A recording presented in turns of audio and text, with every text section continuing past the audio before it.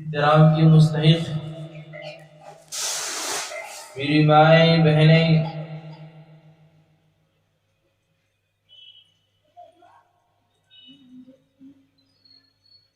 یہ مہینہ شعبان کا مہینہ چل رہا ہے اور اس کے آخری ایام چل رہے ہیں، آخر عشرے چل رہے ہیں۔ آج شعبان کی 26 تاریخ ہے اور 3-4 دنوں کے بعد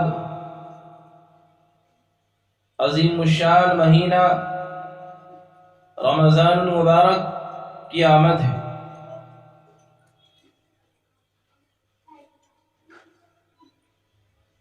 شعبان کے مہینے کو جناب نبی کریم صلی اللہ علیہ وسلم نے اپنا مہینہ قرار دیا اور رمضان کے مہینے کو اللہ کا مہینہ قرار دیا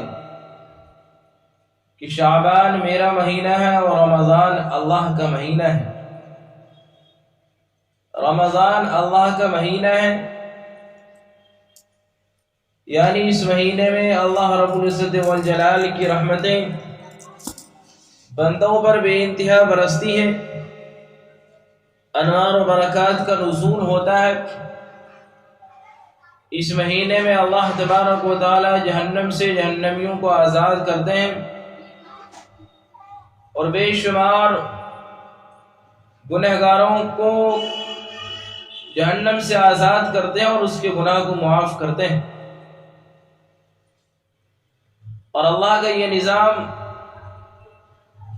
رمضان کی ہر رات میں، پہلی رات سے لے کر آخر رات تک، ہر رات میں یہ نظام چلتا ہے۔ رمضان کے معنی اگر ہم اور آپ غور کریں، رمضان عربی زبان کا لفظ ہے۔ رمضان رمضا کے معنی جھلسا دینے کے ہیں، جلا دینے۔ رمضا یرمض رمضانا، اس کے معنی جھلسا دینا، جلا دینا۔ جب پہلی مرتبہ رمضان کا مہینہ آیا تو اس سال گرمی شدید تھی اور جھلسا دینے والی گرمی تھی، اس لیے اس کا نام رمضان رکھا۔ اور ایک وجہ اس کی یہ بھی لکھی ہے کتابوں میں کہ رمضان کے اندر اللہ تعالیٰ بندوں کے گناہوں کو مٹا دیتے ہیں، اللہ تعالیٰ بندوں کے گناہوں کو معاف کر دیتے ہیں، ختم کر دیتے ہیں، اس لیے اس کا مہینہ رمضان پڑا۔ رمضان المبارک کی عظمت و فضیلت قرآن اور احادیث سے ثابت ہے کہ قرآن کریم میں اللہ رب العزت والجلال نے خود رمضان کی فضیلت کو بیان کرتے ہوئے فرمایا کہ رمضان المبارک کا وہ مہینہ ہے جس میں ہم نے قرآن کریم کو نازل کیا۔ اللہ رب العزت والجلال نے قرآن کریم کو رمضان کے مہینے میں لوح محفوظ سے آسمان دنیا پر نازل کیا۔ قرآن کریم جو سب کتابوں سے عظیم کتاب ہے، جو ساری کتابوں سے افضل ہے، اور جو اللہ رب العزت والجلال کا کلام ہے، اللہ تبارک و تعالیٰ کی کتاب ہے، اس کتاب کو، اس مقدس اور پاکیزہ کتاب قرآن کریم کو اللہ تبارک و تعالیٰ نے رمضان کے مہینے میں نازل کیا۔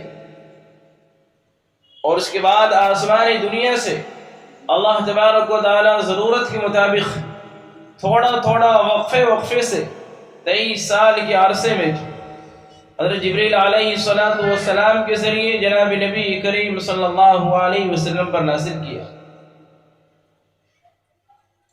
تو معلوم ہوا کہ رمضان کا اور قرآن کا رشتہ مضبوط رشتہ، انتہائی اہم رشتہ ہے، چولی دامن کا ساتھ ہے۔ جس طرح تمام کتابوں میں قرآن کو فضیلت ہے، اسی طرح سارے مہینوں میں اللہ تبارک و تعالیٰ نے رمضان کے مہینے کو عظیم مہینہ قرار دیا، رمضان کے مہینے کو سب مہینوں کا سردار بنایا۔ اور اس مہینے میں ایک موقع پر جناب نبی کریم صلی اللہ علیہ وسلم حضرت سلمان فارسی رضی اللہ تعالی عنہ جو مشہور صحابی ہیں، وہ فرماتے ہیں کہ شعبان کے آخر دنوں میں، رمضان سے پہلے، جناب نبی کریم صلی اللہ علیہ وسلم نے ہم سب کو جمع کیا، اور جمع کرنے کے بعد فرمائے اے لوگوں، ان قریب ایک ایسا مہینہ ہمارے اوپر سایہ فگن ہونے والا ہے، ایک ایسا مہینہ تمہارے اوپر سایہ فگن ہونے والا ہے جو بڑا عظیم الشان مہینہ ہے، رحمتوں والا مہینہ ہے، برکتوں والا مہینہ ہے، اور جس میں اللہ تبارک و تعالی فرض کے ثواب کو 70 فرض کے برابر کر دیتا ہے، اور نفل عبادت پر 1 فرض کے برابر ثواب ملتا ہے، اور اللہ تبارک و تعالی اس مہینے میں تمہیں حسن سلوک کرنے کا حکم دیتا ہے کہ یہ مہینہ احسان کا مہینہ ہے، یہ مہینہ بھلائی کرنے کا مہینہ ہے۔ اس مہینے میں اللہ تبارک و تعالی ہر رات لوگوں کو جہنم سے آزاد کرتے ہیں۔ اس مہینے میں قیام، اس کی راتوں میں قیام کرنا یعنی تراویح میں پڑھنا، تراویح کی نماز کے لیے کھڑا ہونا، یہ کھڑا ہونا فرض کے برابر ثواب ملے گا، اور اللہ تبارک و تعالی کو بے انتہا پسند ہے۔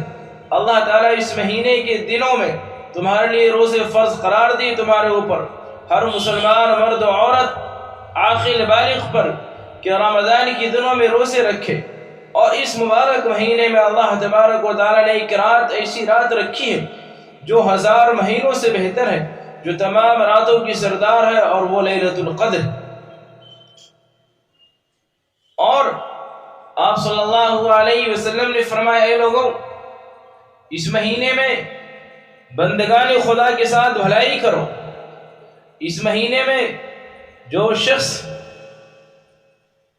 کسی کو روزہ افطار کرائے تو اسے اللہ تعالیٰ کی جانب سے بے انتہا اجر و ثواب ملے گا۔ صحابہ نے عرض کیا یا رسول اللہ صلی اللہ علیہ وسلم، ہمارے پاس اتنی وسعت نہیں، اتنی گنجائش نہیں، اتنی طاقت نہیں کہ ہم کسی کو پیٹ بھر کر کے روزہ افطار کرائیں۔ تو آپ صلی اللہ علیہ وسلم نے فرمایا کہ اگر کوئی شخص کسی کو ایک کھجور کے ذریعے، یا ایک گھونٹ پانی کے ذریعے، یا ایک گھونٹ دودھ کے ذریعے میں افطار کرا دے تو پھر بھی اللہ تعالیٰ کی جانب سے انعام ہے۔ اور آپ نے فرمایا اگر کوئی شخص کسی کو پیٹ بھر افطار کرا دے تو اللہ تبارک و تعالیٰ اسے کل روز محشر میرے حوض سے یعنی حوض کوثر سے جام پلوائے گا، اور اسے پینے کے بعد قیامت میں انسان کو کبھی پیاس نہیں لگی۔ میری ماں اور بہنوں، یہ فضائل رمضان کے ہیں، یہ رمضان کے فضائل ہیں، اور اگر دیکھا جائے تو عبادت کے اعتبار سے یہ مہینہ عبادت کے اعتبار سے ایک اہم مہینہ ہے۔ سالانہ اگر ہم مہینوں کے اندر غور و فکر کریں تو عبادت کے اعتبار سے اسی مہینے سے عبادت کا آغاز ہونا چاہیے، نقطۂ نظر یہیں سے شروع ہونا چاہیے۔ ہم اور آپ اس مہینے کی قدردانی کریں، اللہ تبارک و تعالیٰ اس کی ناقدری سے ہم سب کی حفاظت فرمائے۔ اس کے فضائل احادیث کے اندر بے شمار ہیں۔ مشکات شریف کی روایت ہے، سرکار مدینہ جناب محمد رسول اللہ صلی اللہ علیہ وسلم کا فرمان ہے، آپ صلی اللہ علیہ وسلم فرماتے ہیں اذا كان اول ليلة من شهر رمضان صفدت الشياطين ومردت الجن وغلقت ابواب النار فلم يفتح منها باب وفتحت ابواب الجنة فلم يغلق منها باب۔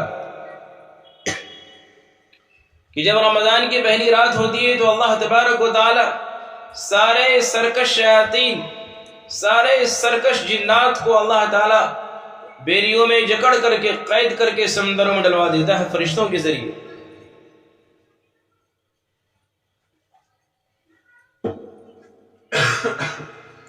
یہ کیوں کرتا ہے؟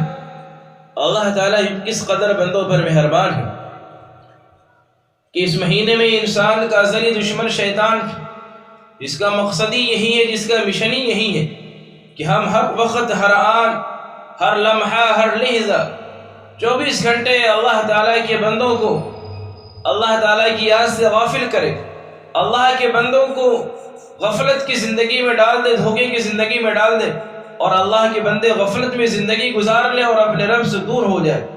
لیکن میرا اللہ، میرا پیارا رب کتنا غفور رحیم، کتنا مہربان ہے میری ماں اور بہنوں، میرے بھائیوں، کہ اس مہینے میں اللہ نے ہمارے ازلی دشمن کو، جو ہمارا کھلا دشمن ہے، اس کے بارے میں خود قرآن کریم نے فرما دیا، ان الشیطان للانسان عدو مبین، کہ بے شک یقیناً شیطان انسان کا کھلا ہوا دشمن ہے۔ اس دشمن کو اللہ تعالیٰ نے رمضان کے مہینوں میں، رمضان کی آمد سے پہلے اللہ تعالیٰ جب رمضان کی پہلی رات ہوتی ہے تو ان سارے جناتوں کو، سارے سرکش شیاطین کو، جو انسان کو بہکائے، جو انسانوں کو گناہوں کی طرف لے جائے، گناہوں کے راستوں پر چلائے، جو گناہوں کی دعوت دے، ان ساروں کو اللہ تعالیٰ جگڑ کر کے اس دریا میں ڈلوا دیتا ہے۔ اور اس مہینے کی پہلی رات سے ہی جہنم کے دروازے بند ہو جاتے ہیں، وغلقت ابواب النار، کہ جہنم کے دروازے بند ہو گئے پورے مہینے، اور پورا مہینہ دروازہ بند رہے گا، کھلے گا نہیں۔ اور اللہ تعالیٰ بندوں پر یہ احسان کرتا ہے کہ جنت کے دروازے کو کھول دیتا ہے، وفتحت ابواب الجنہ،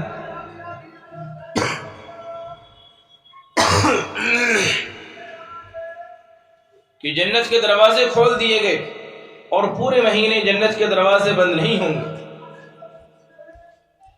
وفتحت ابواب الجنہ فلم یغلق منها باب، اور آگے جناب نبی کریم صلی اللہ علیہ وسلم ارشاد فرماتے ہیں کہ اللہ اور بندوں کے ساتھ کس قدر مہربان ہے، کہ اللہ تعالیٰ کا منادی، اللہ کا میسنجر، اللہ کا قاصد ہر روز اعلان کرتا ہے، وہ ینادی منادی، کہ ایک منادی، ایک آواز لگانے والا اعلان کرتا، آواز لگاتا ہے، یا باغی الخیر اقبل، کہ اے خیر کے طلبگاروں، اے بھلائی چاہنے والوں، اے اللہ تبارک و تعالیٰ سے اپنے گناہوں کی معافی چاہنے والوں، اے اللہ تعالیٰ کے سامنے اپنے دکھ درد اور پریشانی کو رکھنے والوں، اے اللہ تعالیٰ سے خیر چاہنے والوں، اے اللہ سے رزق میں برکت چاہنے والوں، اٹھو، خیر کی طرف دوڑو، خیر کی طرف چلو، خیر کے راستے پر چلو، بھلائی کے راستے پر چلو، اللہ تبارک و تعالیٰ کی بندگی کے راستے پر چلو۔ اس مہینے میں وہ سارے کام کرو جس سے تمہارا رب راضی ہو، اللہ تعالیٰ کو راضی کرنے والے کام کرو۔ یا باغی الخیر اقبل، کہ خیر کے طلبگاروں، خیر ڈھونڈنے والوں، چلو دوڑو۔ اور وہی میسنجر، وہی منادی اعلان کرتا ہے، وَيَا بَاغِيَ الشَّرِّ أَقْصِرْ، کہ اے گناہ کے راستے پر چلنے والوں، اے جرم کرنے والوں، اے روزہ خوری کرنے والوں، اے غیبت کرنے والوں، اے چغلی کرنے والوں، اے گناہوں کے راستے پر چلنے والوں، رک جاؤ، اس مہینے میں یہ کام نہ کرو۔ وَيَا بَاغِيَ الشَّرِّ أَقْصِرْ، رک جاؤ، ٹھہر جاؤ، کم سے کم اس مہینے کا احترام کر لو، اس مہینے کا لحاظ کر لو، اس کا تو پاس کر لو، کچھ تو تمہارے دلوں میں اس کی عظمت ہونی چاہیے کہ یہ مہینہ عظیم مہینہ ہے، یہ مہینہ اللہ تبارک و تعالیٰ کا مہینہ ہے، اس مہینے کو اللہ نے اپنے لیے خاص کر لیا، لہذا تم نے 11 مہینے گناہ کیے، تم نے 11 مہینے اپنی مرضیات کے مطابق زندگی گزاری، اپنی خواہش کے مطابق زندگی گزاری، کم از کم اس مہینے میں تو اپنے آپ کو روک لو۔ اور وَلِلَّهِ وَتَقَاهُ مِنَ النَّارِ وَذَلِكَ كُلُّ لَيْلَةٍ، یہ حدیث کے آخری الفاظ، آخری ٹکڑا، کہ ہر روز اللہ تعالی جہنم سے جہنمیوں کو آزاد کرتا ہے، کوئی دن ایسا نہیں ہے۔ اور ایک اور حدیث کے اندر ہے، آپ صلی اللہ علیہ وسلم نے صاف صاف فرمایا کہ جب رمضان کی پہلی رات ہوتی ہے تو اللہ تعالیٰ ہر رات کو 6 لاکھ لوگوں کو جہنم سے آزاد کرتا ہے۔ رمضان کی ہر رات میں اللہ تعالیٰ 6 لاکھ لوگوں کو جہنم سے آزاد کرتا ہے۔ اور جب رمضان کی آخری رات ہوتی ہے، میری ماں اور بہنیں ذرا غور کریں، جب رمضان کی آخری رات ہوتی ہے تو جتنے لوگوں کو جہنم سے اللہ نے پورے مہینے آزاد کیے، اس ایک رات میں پورے مہینے کے برابر لوگوں کو جہنم سے آزاد کر دیتا ہے۔ اللہ اکبر، کس قدر فضیلت ہے اس رات کی، کس قدر فضیلت ہے اس مہینے کی۔ اور جو عید کی رات ہوتی ہے، کبھی ہم نے اور آپ نے غور کیا اس رات کے بارے میں؟ کبھی ہم نے سوچا کہ یہ رات کیسی رات ہے؟ افسوس کے ساتھ کہنا پڑتا ہے کہ عید کی رات ہم اور آپ کیا بچے، کیا بوڑھے، کیا مرد، کیا جوان، کیا بچیاں، کیا عورتیں، کیا بوڑھی، ہر شخص چاند دیکھتے ہی خرافات کے اندر، فضول میں، لغویات میں مصروف ہو جاتے ہیں۔ عید کی تیاری ہو رہی، اور حالانکہ اصل مزدوری کی رات عید کی رات ہے۔ عید کی رات مزدوری کی رات ہے۔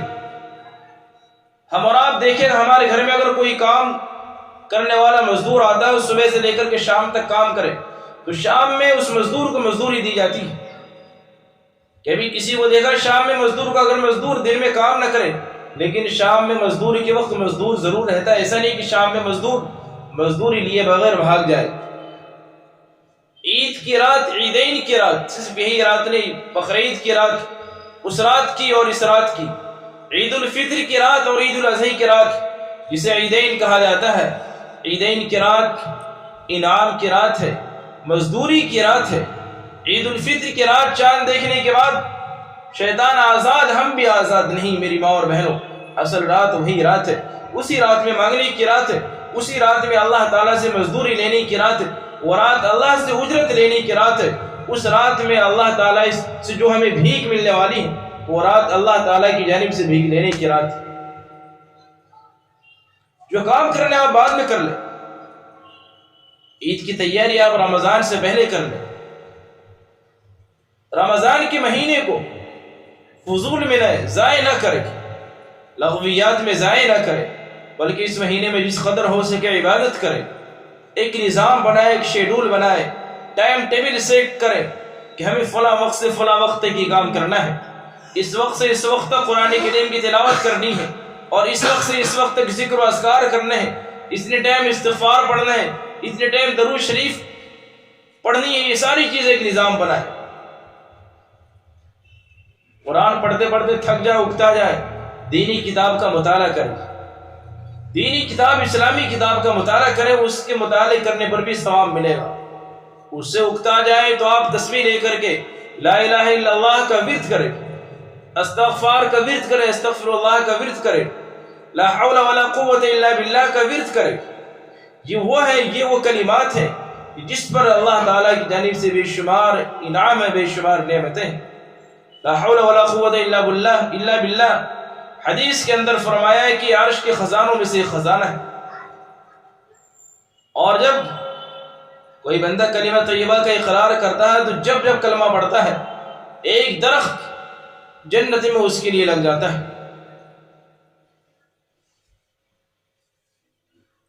اسی طرح استغفار پڑھے، استغفار سے جو ہم سے غلطی ہوئی، جو گناہ ہوئے، گناہ کی معافی تلافی کے لیے، اور استغفار کے بڑے فضائل، بڑے فوائد ہیں۔ خاص طور سے رزق کے اندر بہت دخل ہے استغفار سے۔ اسی طرح رمضان کے مہینے میں جو کمی عام طور سے پائی جاتی ہے، وہ فجر کی نماز کے بعد سو جاتے ہیں، اور اس کے بعد چاشت وغیرہ کی نماز غائب ہو جاتی ہے۔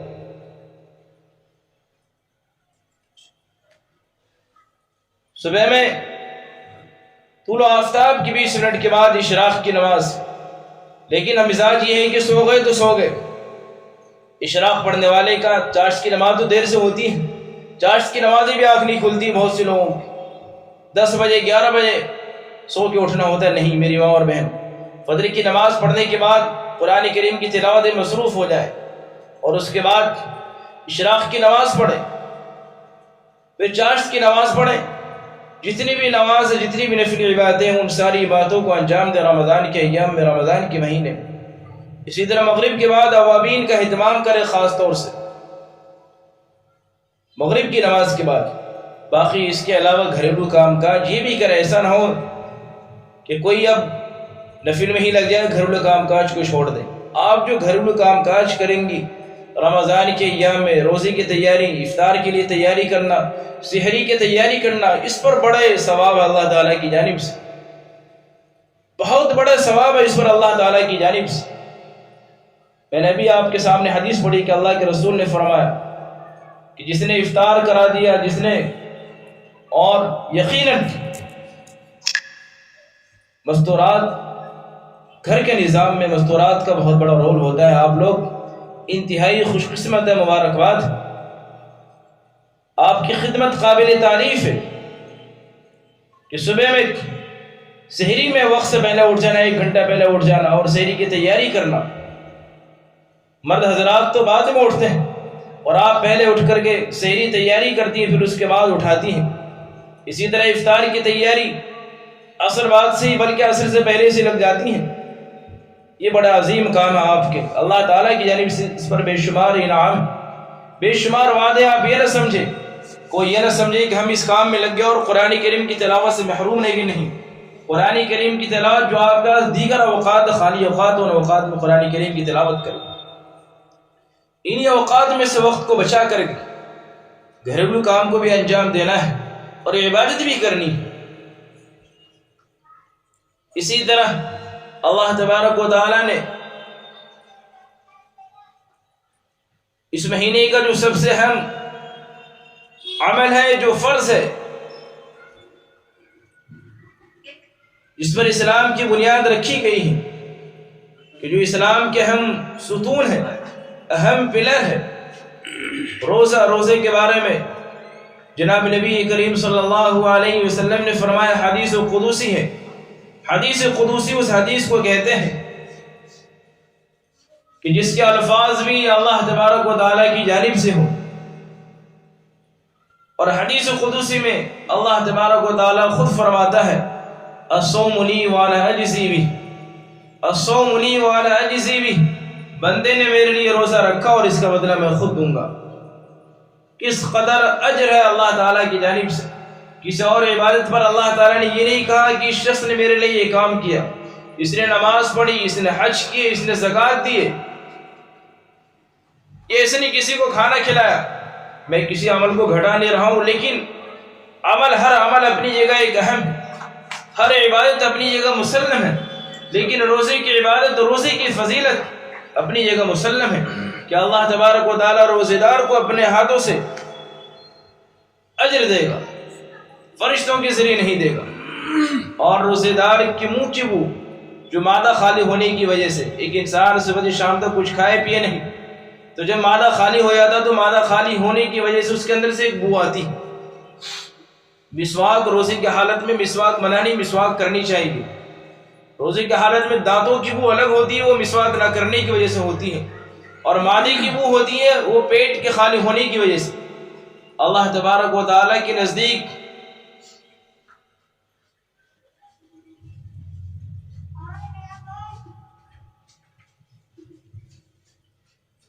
اللہ تبارک و تعالیٰ کے نزدیک وہ بو مشک سے بھی زیادہ پسندیدہ ہے۔ سارے خوشبو میں مشک سب سے اہم خوشبو ہے، سب سے پسندیدہ خوشبو مشک ہے، اور مشک سے بھی زیادہ پسندیدہ خوشبو روزے دار کے معدے سے نکلنے والی بو اللہ تعالیٰ کو بے انتہا پسند ہے۔ اور روزے دار کے لیے چرند فرند، حشرات الارض، کیڑے مکوڑے اور ساری مخلوق روزے دار کے لیے دعا کرتی رہتی ہے، مغفرت کی دعا کرتی ہے۔ اور جب روزہ دار افطار کے وقت اپنے ہاتھوں کو اٹھاتا دعا کرنے کے لیے تو اللہ تعالیٰ اس کی دعا کو رد نہیں کرتا ہے، اللہ اس کی دعا ضرور قبول کرتا ہے۔ چند خوش نصیب انسان ایسے ہیں کہ جس کی دعا کبھی رد نہیں ہوتی ہے، کبھی اللہ اس کی دعا رد نہیں کرتا ہے۔ ان میں سے ایک انصاف کرنے والا بادشاہ، وہ بادشاہ جس نے پوری زندگی انصاف کے ساتھ بادشاہی کی، رعایا کے حقوق کو ادا کیے، اور ایک مظلوم جس پر ظلم ہوا ہو، اللہ اس کی دعا کو بھی کبھی رد نہیں کرتا ہے۔ اور ایک روزے دار جب افطار کے وقت ہاتھ اٹھائے روزے کی حالت میں، اللہ اس کی دعا کو بھی رد نہیں کرتا ہے، اس کی دعا اللہ ضرور قبول کرتا ہے۔ روزہ کسے کہتے ہیں؟ روزے کسے کہتے ہیں؟ روزہ صبح صادق سے لے کر غروب آفتاب تک کھانے پینے اور صحبت کرنے سے رکنے کا نام روزہ ہے۔ اصل یہ ہے، اس کے علاوہ اور بھی روزے کی شرائط ہیں۔ ان شرائط میں سے انسان روزے کی حالت میں انسان گناہ کا کوئی کام نہ کرے۔ گناہ کا کوئی کام انسان اپنے آنکھوں سے گناہ نہ کرے روزے کی حالت میں. انسان آنکھوں سے گناہ، اپنی آنکھوں سے غلط چیز کی طرف نہ دیکھے، اپنی آنکھوں سے غلط مناظر نہ دیکھے، غلط ویڈیوز نہ دیکھے. انسان اپنے کانوں کو بھی بچا کر کے رکھے، کانوں سے کسی کی غیبت نہ سنے، کانوں سے گانے نہ سنے. اسی طرح انسان اپنے قدموں کو بھی بچا کے رکھے، روزے کی حالت میں انسان غلط راستے پر نہ چلے. اسی طرح انسان ہر چھوٹے بڑے گناہ سے بچے، ہر چھوٹے بڑے گناہ سے بچنے کا نام روزہ ہے. غیبت سے بچنے کا نام روزہ ہے، چغلی سے بچنے کا نام روزہ ہے. روزے کی حالت میں انسان غیبت سے بچے، چغلی سے بچے، جھوٹ بولنے سے بچے. آپ کو معلوم ہونا چاہیے جناب نبی کریم صلی اللہ علیہ وسلم کی خدمت میں صحابہ کرام تشریف لائے اور عرض کیا رسول اللہ صلی اللہ علیہ وسلم، دو عورت تھی جن کا روزے کی وجہ سے برا حال تھا اور قریب تھا کہ مرنے والی تھی. صحابہ نے عرض کیا رسول اللہ دونوں کی حالت بری ہے، حالت بد سے بدتر ہے. چنانچہ آپ صلی اللہ علیہ وسلم نے فرمایا صحابہ سے ان سے کو قی کرنے کے لیے، ان سے قی کرنے کے لیے کہو. چنانچہ صحابہ کرام نے ان سے قی کرنے کو کہا. جب قی کی، الٹی کی، تو اس کے اندر کچے گوشت، الٹی کے ساتھ کچا گوشت نظر آیا. صحابہ کرام حیران و پریشان. آپ صلی اللہ علیہ وسلم نے کہا اس نے جب روزہ رکھا تو اس نے حلال طریقے پر روزہ رکھا، لیکن جب اس نے افطار کیا، افطار یعنی جب اس نے روزہ توڑا الٹی توڑنے کے بعد، تو اس نے حرام سے کیا. آپ نے فرمایا اس نے غیبت کی، اور غیبت کرنے والے کے بارے میں خود قرآن کریم نے فرمایا اَيُحِبُّ أَحَدُكُمْ أَن يَأْكُلَ لَحْمَ أَخِيهِ مَيْتًا فَكَرِهْتُمُوهُ. یہ قرآن کریم کے الفاظ غیبت کرنے والوں کے بارے میں کہ کیا تم میں سے کوئی شخص یہ چاہتا ہے کہ اپنے مرے ہوئے بھائی کا گوشت کھائے. کسی شخص کو یہ بات پسند ہے. یہ قرآن کریم سورہ حجرات کے اندر اللہ نے صاف صاف فرما دیا غیبت کرنے والا گویا اپنے مردار بھائی کا گوشت کھا رہا ہے. تو روزے کی حالت میں میری ماں اور بہنوں، میرے بھائیوں، میرے دوستوں، میں آپ سب سے مخاطب یہ نہ ہوں کہ خالی وقت ہو تو خالی وقت دو چار لوگ بیٹھ جائیں اور غیبت شروع کر دیں، اس کی اس کی غیبت یا چغلی شروع کر دے. یہ سارے بڑے بڑے گناہ ہیں، اور ان گناہوں پر اللہ تعالیٰ کی جانب سے وعید نازل ہوئی ہے.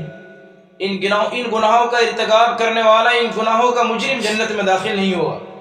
حدیث کے الفاظ صاف صاف ہے، لا يدخل جنت نمام، چغل خور کبھی جنت میں داخل نہیں ہوگا. اس لیے ہمیں روزے کی حالت میں روزے کا اہتمام کرنا ہے، روزے کی عظمت کو دل میں بٹھانی ہے. جو روزے کو اصول ہے، جو ضابطے ہیں، ان ضابطوں پر عمل کرنا ہے. جبھی ہمارا روزہ قابل قبول ہوگا، جبھی ہم جو اللہ تعالیٰ کی جانب سے انعامات کے وعدے ہیں وہ وعدے انہی روزوں پر ہیں.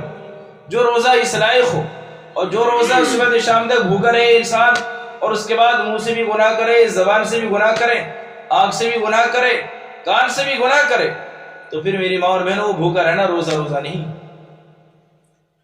روزہ ہر گناہ سے بچنے کا نام ہے.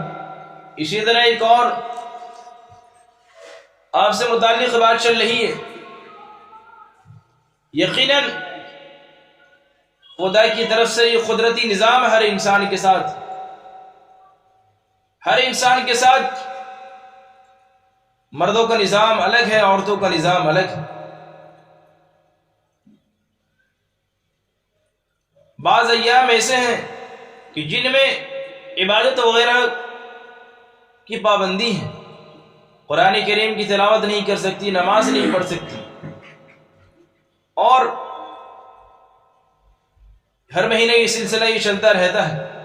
تو یاد رکھیں نماز کی تو قضا نہیں ہے، لیکن اگر کسی کے روزے چھوٹ جائیں ان دنوں میں تو عید کے بعد اس کی قضا ضرور کریں. عید کے بعد اس کی قضا ضرور کر لے جو ناپاکی کا ایام. یہ نہ ہو کہ پھر اسے لاپرواہی میں چھوڑ دے اور پھر اس کے پورا سال گزر جائے اور پھر اگلا رمضان آ جائے. اس لیے ان دنوں کا خاص طور سے اہتمام رکھیں، سارے دنوں کو نوٹ کریں جتنے ایام کی قضا ہوئی ہیں.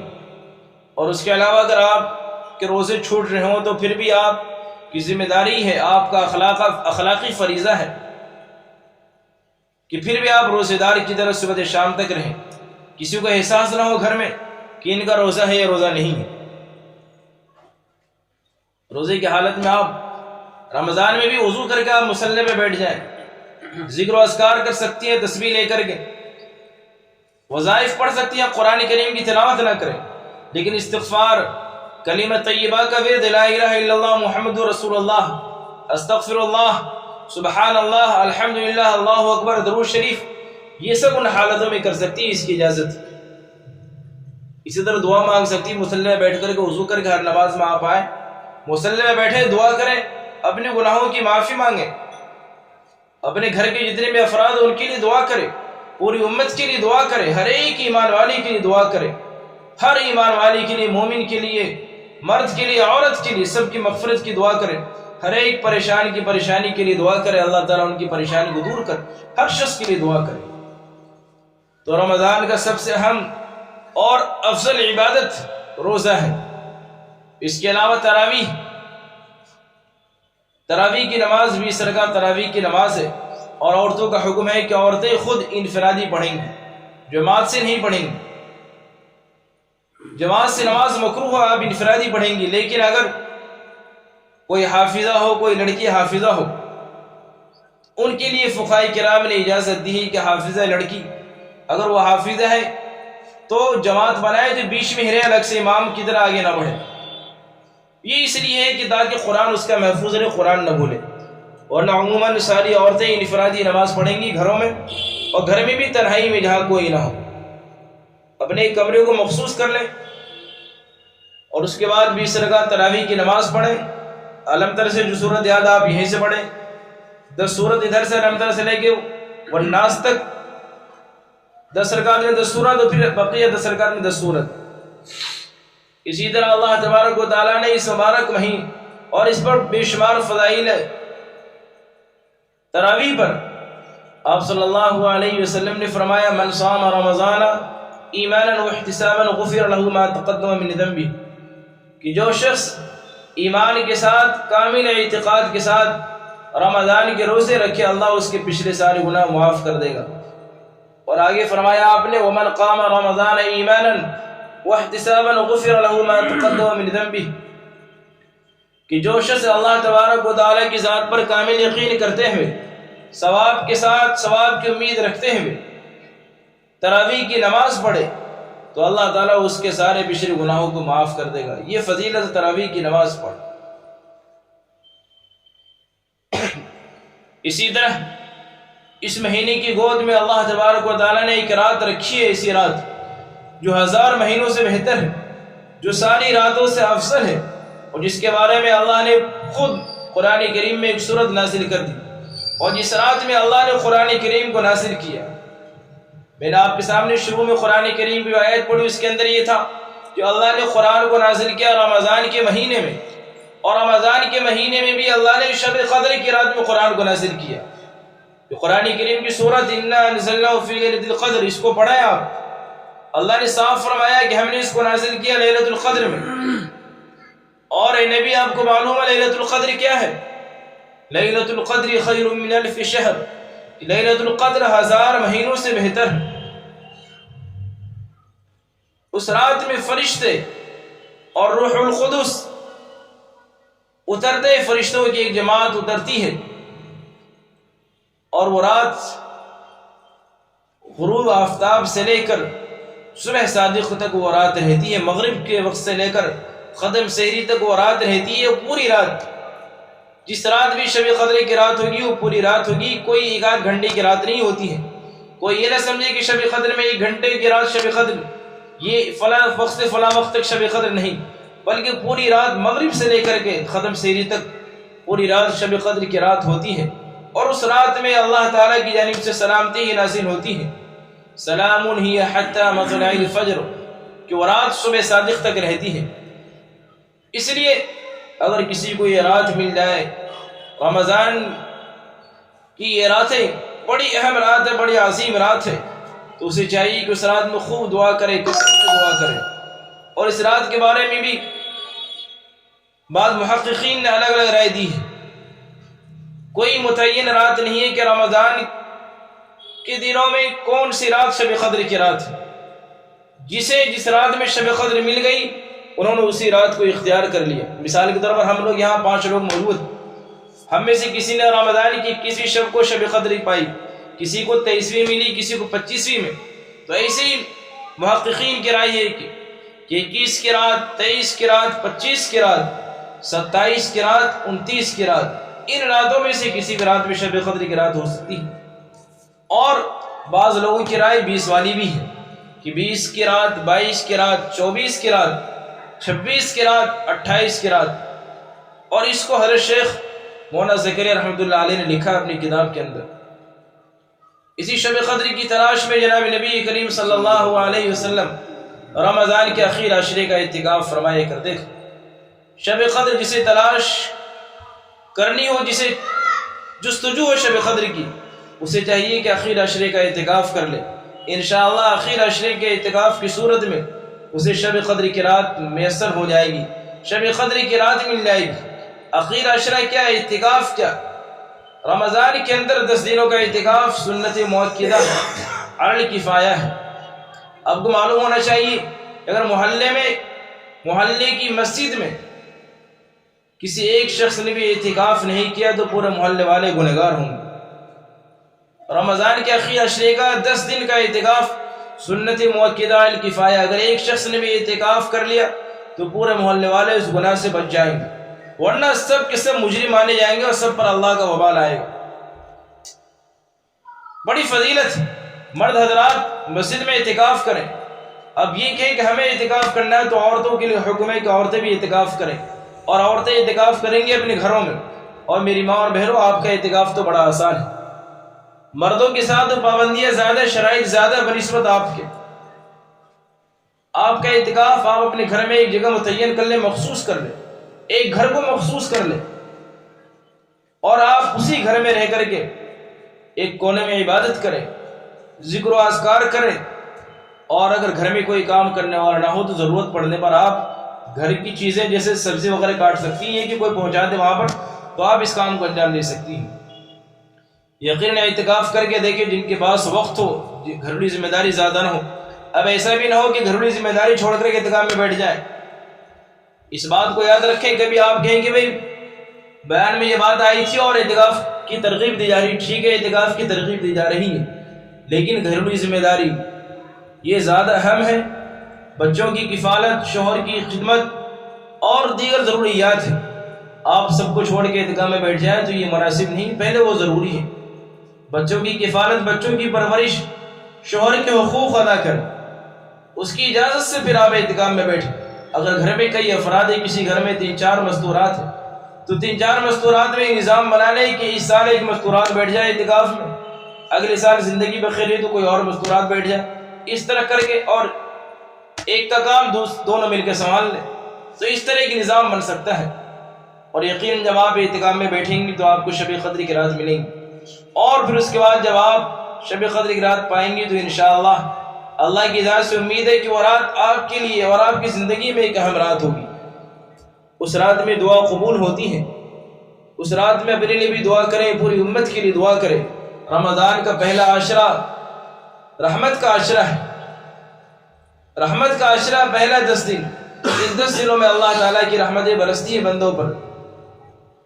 جس طرح بارش کے دنوں میں جب بارش ہوتی ہے میری ماں اور بہنوں، تو بارش ہر کسی کے لیے عام اور خاص ہوتی ہے، جو بارش میں آ جائے ہر کسی کا جسم گیلا ہوگا۔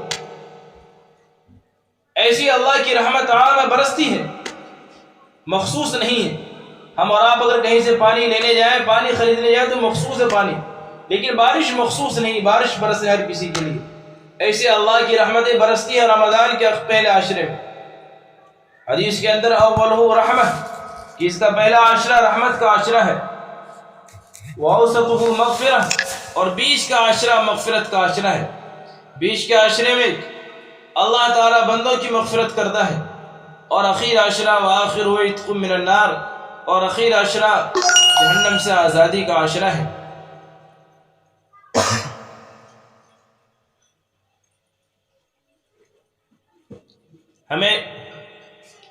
رمضان کے ان ایام کی، رمضان کی ان عشروں کی قدر کرنی چاہیے۔ پتہ نہیں آئندہ سال ہمیں رمضان ملے یا نہ ملے، اور ہم خود غور کریں کہ پتہ نہیں پچھلے سال رمضان میں ہمارے ساتھ کون تھے، کون تھی ہماری ملنے والی تعلقات میں گھر میں، اور اس رمضان میں نہیں ہے۔ تو ہر رمضان کو میری ماں اور بہنوں ہر دن غنیمت مانے، غنیمت سمجھے کہ یہ نیکیوں کا موسم بہار ہے، یہ نیکیوں کا موسم بہار، نیکیاں برس رہی اللہ تعالیٰ کی جانب سے، نیکی لوٹنے کا مہینہ ہے، اپنے آخرت کے اکاؤنٹ میں سیونگ کرنے کا مہینہ ہے۔ دنیا کے اکاؤنٹ کو چھوڑے اس مہینے میں دنیا کے اکاؤنٹ کو چھوڑ دے، آخرت کے اکاؤنٹ کی فکر کرے کہ آخرت کے اندر ہم کیا بیلنس لے کر کے جائیں۔ ہمارے بزرگوں کا طریقہ رہا ہے، بڑے بڑے بزرگان دین جنہوں نے اپنی زندگی کو رمضان کے لیے وقف کر دیا۔ ہمارے امام اعظم ابو حنیفہ رحمۃ اللہ علیہ کے بارے میں آتا ہے کہ رمضان کے اندر 61 قرآن کریم ختم کیا کرتے تھے۔ رمضان کے مہینے میں 61 قرآن کریم، ایک قرآن دن میں پڑھتے تھے، پورا قرآن، ایک پارہ نہیں، پورا قرآن، پورے 30 پارے ایک قرآن دن میں ختم کرتے تھے، اور ایک قرآن رات میں ختم کرتے تھے۔ تو ایک دن رات میں 2 قرآن، اور ایک قرآن تراویح میں ختم کرتے تھے۔ اس طرح 61 قرآن ختم کیا کرتے تھے۔ مستورات بھی خوب کرتی تھیں، قرآن کریم کی تلاوت کرتی تھی۔ بزرگوں کے گھروں کے حالات دیکھیں، پڑھیں، حضرت شیخ زکریا رحمۃ اللہ علیہ کے گھروں کے حالات، اور بھی دیگر بزرگوں کے گھروں کے حالات۔ تو ان کے گھروں میں رمضان میں ہر جگہ، ہر وقت کہیں نہ کہیں ذکر و اذکار، تلاوت اور گریہ وزاری کی، رونے کی، آہوزاری کی آواز آتی رہتی تھی۔ میری ماں اور بہنوں، باتیں بہت ہو چکی ہیں، اور ہر شخص کو معلوم ہے کہ یہ مہینہ قدردانی کا مہینہ ہے۔ اس مہینے کی ناقدری نہ کریں، ورنہ ناقدری پر اللہ تعالیٰ کی جانب سے وبال بھی ہے، اللہ تعالیٰ کی جانب سے وبائی بھی ہے۔ جناب نبی کریم صلی اللہ علیہ وسلم نے رمضان کے ناقدروں کے لیے ہلاکت کی بد دعا دی ہے، تباہی کی بد دعا دی ہے۔ ایک موقع پر آپ صلی اللہ علیہ وسلم مسجد نبوی میں ممبر پر چڑھے، اور آپ نے کہا آمین، پھر دوسرے زینے پر چڑھے، پھر آپ نے کہا آمین، پھر تیسرے زینے پر چڑھے اور آپ نے کہا آمین۔ صحابہ کرام نے یہ معاملہ دیکھا، پہلی مرتبہ یہ منظر دیکھا۔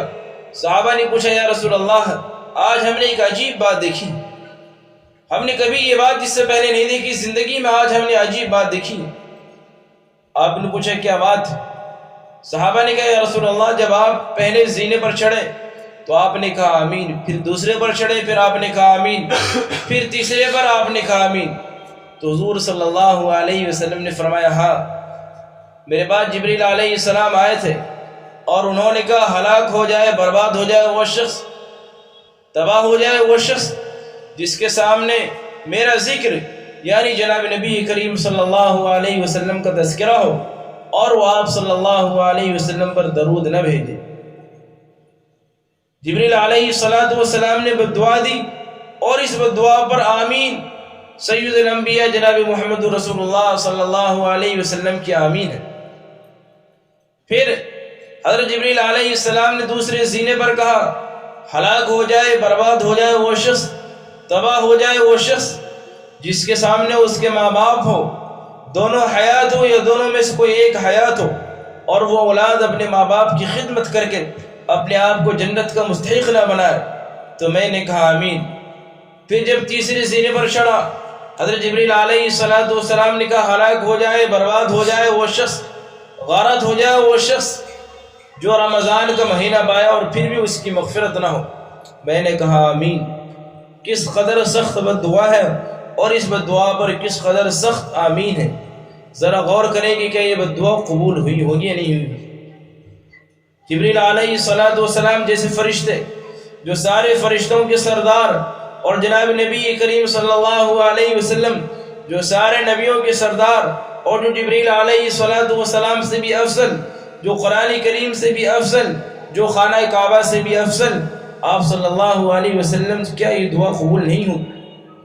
یقیناً یہ دعا قبول ہوئے گی۔ اللہ تعالی ہم سب کو اس بد دعا سے بچائے، اس بد دعا کے ضد میں آنے سے بچائے۔ اللہ تعالی ہم سب کو رمضان کی قدردانی کی توفیق عطا فرمائے۔ رمضان کی ناقدری سے بچائے، اور اللہ تعالیٰ جو کچھ بھی ان دنوں میں یا آنے والے مہینے میں ہم اعمال کریں، اللہ ان سارے اعمال کو قبول کرے۔ اللہ ہمیں مزید ہمت دے، حوصلہ دے، توفیق دے، خوب عبادت کرنے کی توفیق دے۔